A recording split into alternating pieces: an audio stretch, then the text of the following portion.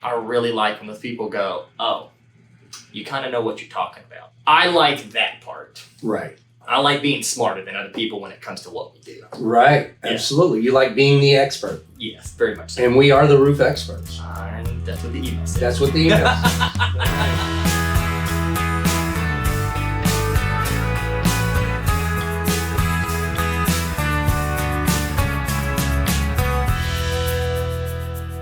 Hey everybody, this is Paul Duncan, again with Trinity Roofing and Construction, and I am excited to introduce you guys to someone who really needs no introduction when it comes to Trinity, because he is awesome. He's one of our top sales guys, and all he does is produce. His name is Alex Heavin. And how do you pronounce your last name? It's Heavin. Is it it's Heavin? As close to heaven as you'll get. Aha. All right. So, Alex, who are you? Where are you from? Greenville, Texas.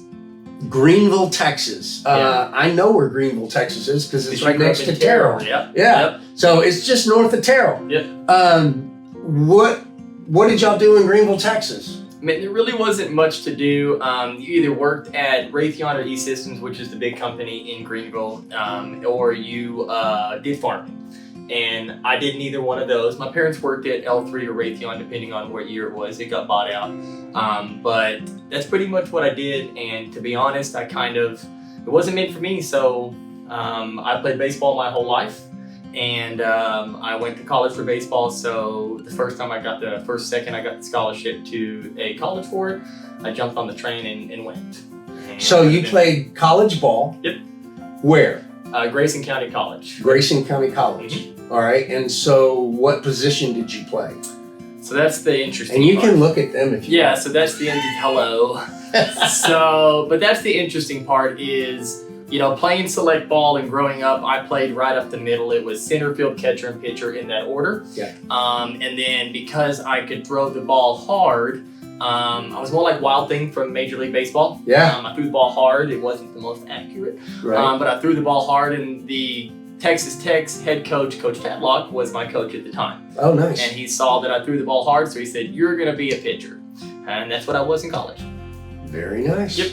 All right, so what kind of stuff did you have?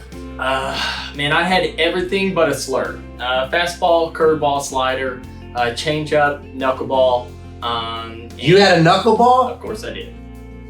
It wasn't the greatest, but every once in a while it would have no spin and wobble like it's supposed to. Nice. All right. There's not that many knuckleballers. No, there's not. No. So what was your favorite pitch? Probably slider, because it came still in the upper 80s, but it cut pretty hard. Nice. Yeah, so that was one of my things in the fastball, because I think when I topped out, it was around 92, 93. Wow. Yeah. Nice. Okay. Yeah. All right. Yeah. What about now? What do you do? So just you personally, what does your life look like now? After, and I'm taking a second to explain how I got here. After I finished that first year of college, I realized that the college baseball wasn't for me. Yep. So I went from Grayson County to UNT, and I started working at a restaurant called BJ's Brewhouse. And I worked my way up the chain as a server, and then a bartender, and then I became a trainer. I would travel the country for about 2 years and go train different people. They called it I can't remember what it was called, like a green apron or something like that. And then I went into management, and then I became a traveling training manager. So I would travel to different states, different areas, mostly college towns like LSU, Tech, A&M. I've been to Florida, Colorado, California, all that stuff. Dang. Yeah, and so I would stay there for about a year and a half, build up the team, and then I would move on to the next one once they kind of hit the numbers and they felt like they could run by themselves. Nice. Then I came back to DFW, realized management with the restaurant wasn't for me, so I went back to what I do best, which is bartending and people skills. Love people. Then I met my wife at a bar in the Shops of Legacy, and kind of history. We got 4 boys. 4 boys. 7, 5, 4, and 1, and they're the greatest things I've ever created, besides the bond with my wife. And then I found you guys through my mother-in-law. Nice. And that was over 7 years ago. You've been with us. That was my next question. Is how long have you been with us? Over 7 years. 7 years this year, I think. Yeah, back in 2016 is when I started. Nice. Yep. Well, we're absolutely glad that you're on our team. You don't have a choice. And we're glad about that too. So what do you do for Trinity? I'm the project manager, senior project manager. I've been with you guys for so long.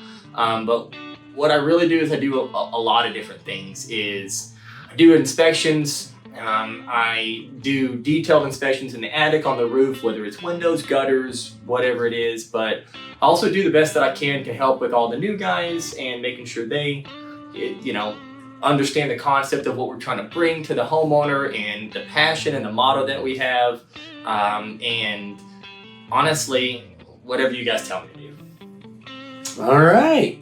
What is your favorite thing to do at Trinity? Find the roofs that nobody will get on and get on. Really? You know me.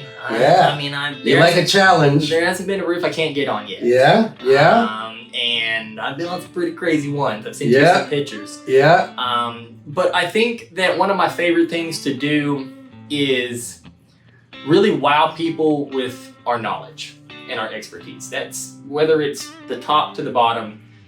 That's where I feel like I really like when those people go, oh, you kind of know what you're talking about. Because growing up, school wasn't for me. It wasn't really meant for school, right? Or maybe I was either way.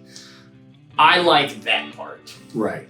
I like being smarter than other people when it comes to what we do. Right. Yeah. Absolutely. You like being the expert. Yes, very much so. And we are the roof experts.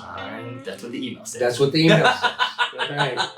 Right. So then, and I'm actually seeing a pattern here, because when I was chatting with Lauren, I was talking about how I remember people telling me that nobody had ever explained it that way. I made it to where they could understand it, where I broke it down to, because the insurance paperwork looks very complicated. Yep. But it's really not that complicated if you know the format. Correct. And as long as you know the format, it's just easy. It's running total. And it just, yeah. So, but nobody took the time to explain it so they could understand it, so they could be empowered to make decisions for them. And so it was more of this is what you need to do, blah, blah, blah, instead of them being able to make that decision and feel good about it and feel comfortable with it, which in the end is what we want, is them feeling comfortable. Yep. It's kind of like buying a car, right? Yeah. Like, as a person who, if you buy a car, you like what the outside looks like. Yeah. And you like the way it drives, and you like the way it looks, and kind of how people, when they drive by you, don't get me wrong, when I get a car, I'm going to go drive it a little extra at first, right? And keep it clean. But I don't know how it all works. Yeah. All the little pieces of it, but I don't care. I like the way it looks because I like that car. Yep. Well, the insurance paperwork is kind of like that. They want to have a nice package to put together and put on their house. And the insurance paperwork is nothing more than just breaking it down line by line with how it comes off, what you put on, every detail, so that there's a checklist. Yeah. I got to do this. This is what comes off. This is what's next. Is it going to be replaced? Is it going to be detached and reset? It's not that complicated. It's just very expanded. Yes, it's a lot. It really is a lot to digest all in one sitting. So it takes time for them to understand it. But anyway, I'll say this, is that most of the time when I go to, and I even had one recently, that you get those ones that remind you of what we do and why we do it, is that I went to a customer's house recently, and very nice, major in the Army. They have multiple investment properties and stuff like that. And all I did was sit down with them, have a conversation, did my own inspection. We were booties when we go in the house. We do the extra stuff to protect their property. And all I did simply was explain the process, tell them who we are. I didn't do anything special. Showed them some products that they can choose from, let them pick a color. And then they basically said, I'm going to go with you because nobody else has literally gone that far as to just say hello. All they do is come in and say, here's a contract and sign, right? And, show me the products that they use, and just saying, we use X, Y, and Z manufacturer. Well, you have to show them. You know, when you go to the doctor, they just don't say, you know, you broke your arm, but they don't tell you why, right? Like they show you an x-ray. They show you all that stuff. Correct. Well, that's what we did. And then when I left, I said, hey, kind of remind me and tell me what made us different than everybody else. And they said, all you did was explain it and be polite and take care of it, right? And that, again, those ones that, you know, we do it daily, multiple times a day, but those ones just kind of remind you, don't change what you do. Be real, be honest, and care. That's it. The Duncan motto. There you go. Well, thank you, Alex. I appreciate it. And I appreciate this time. I'm glad you guys get a chance to meet Alex, and you'll see more of Alex on our page and on our website and on our YouTube channel. Check us out at YouTube. Y'all have a good day.